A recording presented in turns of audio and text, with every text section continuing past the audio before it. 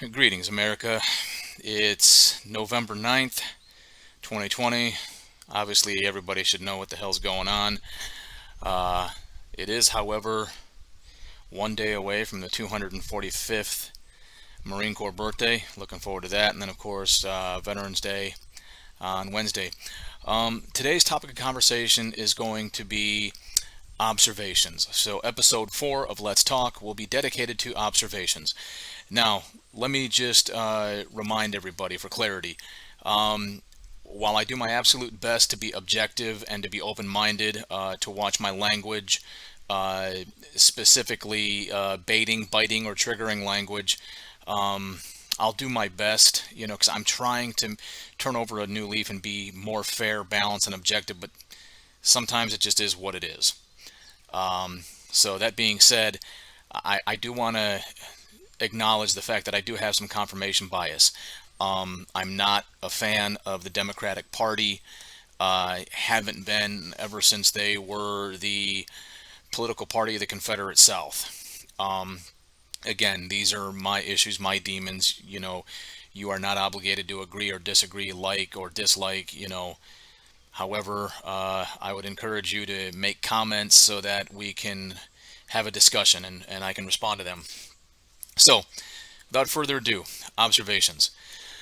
Okay, so we got this current election going on, and right now the media is declaring Joe Biden the president-elect. And to the best of my knowledge, the media doesn't normally get it wrong, but the media is also not the certifying official.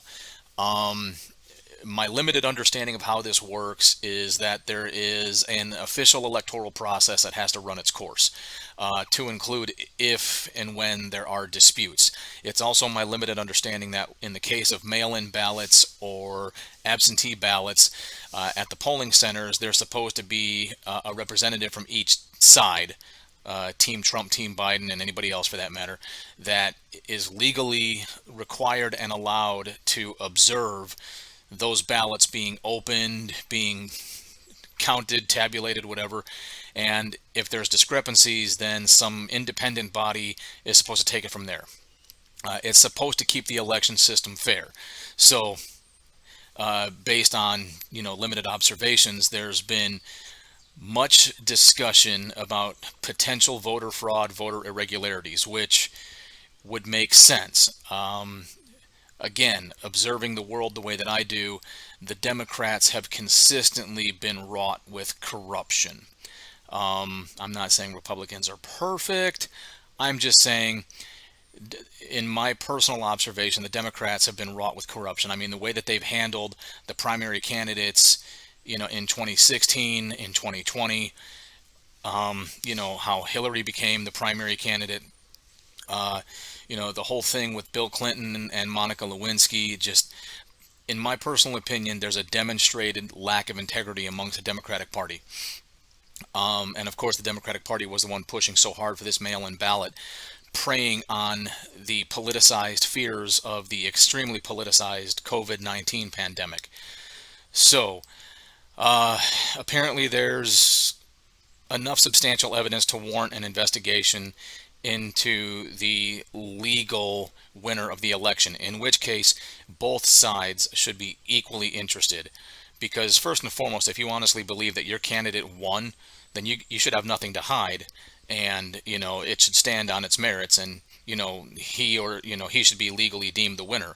And if that's the case, I myself will reluctantly concede to Joe Biden. Um, but like I said, both parties should be equally enthusiastic about getting to the bottom of this and ensuring that the election process itself is fair and balanced. Me personally, if it's not fair and balanced and it's proved that there was some sort of gerrymandering, some sort of fraudulent abnormalities going on, I think it erodes confidence in our election system, but if nothing else, it should erode confidence in Democrats, period, regardless of what level you're at. So keeping with that theme, all these people, to include Democrats, are, currently elected Democrats, like, oh, civility, unity, and loyalty, you know, Pelosi, even Joe Biden and Kamala Harris. And yet these are the same people who Kamala Harris is recorded on video stating, these protests and all the subsequent actions contained within these protests. I'm not talking about a peaceful march with signs and a chant. I'm talking about what starts as a protest unlawfully, by the way. All right, you have to file a permit for a lawful protest. I'm talking about, this nonsensical violence and jackassery. Kamala Harris is on the record, recorded on video, as saying, no, that's good stuff. We need to keep it up. We need to ramp it up. It's not going to stop prior to the election, nor will it stop after the election. So she's openly supported that. Joe Biden, Mr. Civility himself, talked about taking Donald Trump out behind the school and beating him up by the bike racks. Again, that's on record. That's recorded. As well as when, he would do these, like, meetings or whatever, he's gotten in people's faces who've challenged him, like, what, a dog-faced pony soldier? So, don't get me wrong. Donald Trump can be a hard pill to swallow. He's probably been one of the least presidential conducting presidents we've ever had, as far as like speaking, Twitter, etc. But he's gotten a lot of good stuff done.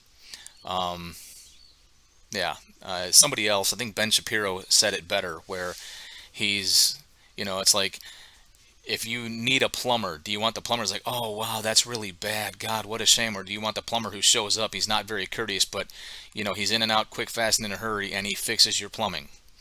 I really butchered that. Celebrities, there's been no shortage of celebrities celebrating the perceived Biden victory, and that's fine. That much I don't have a problem with. Okay, hey, I'm a celebrity, I'm happy, my candidate won. Over 98% or more of us on the celebrity side of the house voted that way, so we got our way, I'm happy. Whatever, you're happy, you want to celebrate, that's cool. Being a celebrity, it just is what it is. More people pay attention to you. The problem I have is the celebrities that are looking at the division in America, regardless of voter fraud or not. Even with the current collected ballots, it's like 71 million to like 70.5 million. So out of like 140 something votes, 140 something million votes, we're almost split in half, 50-50 as far as the country.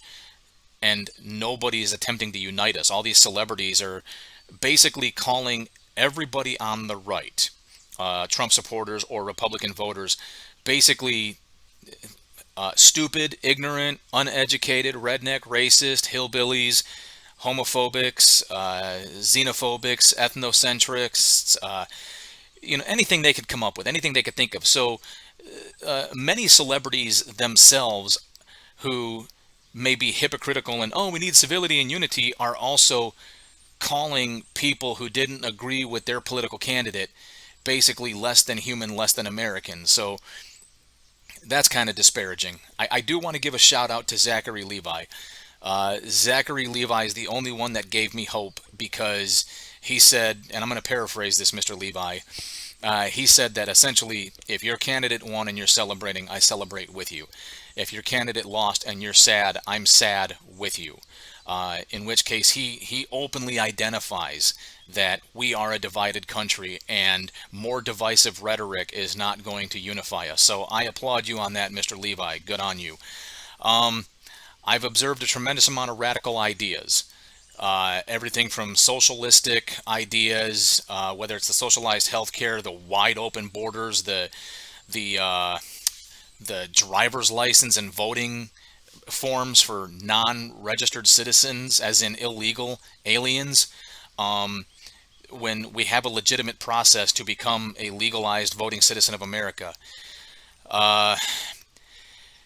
These same people that are asking for fairness, asking for civility, asking for unity, claiming that the election is 100% fair, are the exact same people that spent the last 4 years undermining President Trump, calling his election stolen, saying that his election was improper and unfair, and then undermining him at every point and turn.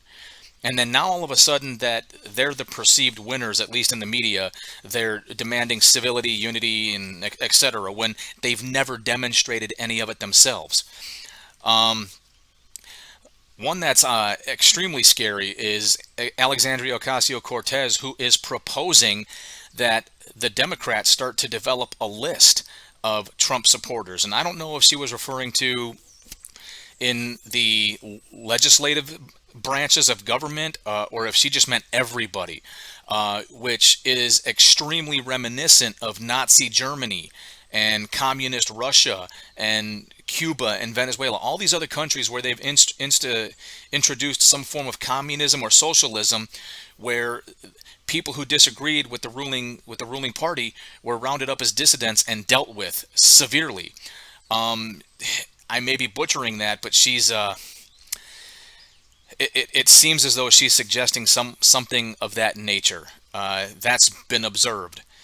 Um, the people who obviously did not support Trump, who more than likely supported Biden, who may or may not consistently vote Democrats, the same people that are espousing this unproven culture of systemic racism and intolerance, are themselves some of the most racist people you'll ever come across and the most intolerant people.